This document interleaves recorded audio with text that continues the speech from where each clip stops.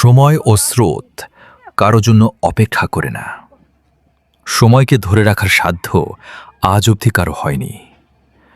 মানুষের এই জীবন প্রবাহ ছুটে চলে আপন নিয়মে, যার পরিধি অত্যন্ত সংক্ষিপ্ত। অথচ এই স্বল্প দৈর্ঘ্যের জীবনে মানুষের আয়োজনের যেন শেষ নেই।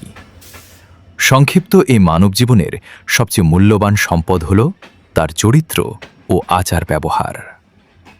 মানুষ আশরাফুল মাখলুকাত বা সৃষ্টির সেরা জীব, আর সৃষ্টির সেরা হিসেবে মানুষের প্রধান দায়িত্ব হল অন্য মানুষ ও সকল প্রাণীর কল্যাণে আত্মনিয়োগ করা।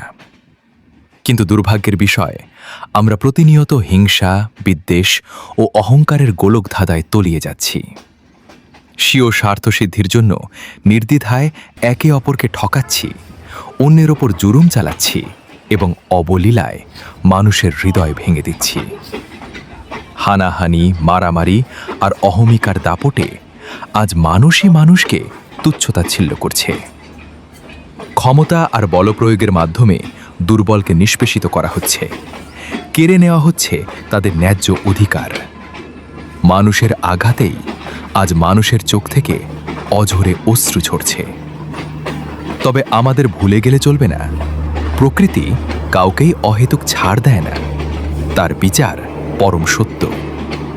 ভুলক্রমে এই ধরায় কেউ পার পেয়ে গেলেও পরপারে প্রতিটি অপকর্মের হিসাব কড়ায় গণ্ডায় বুঝিয়ে দিতে হবে।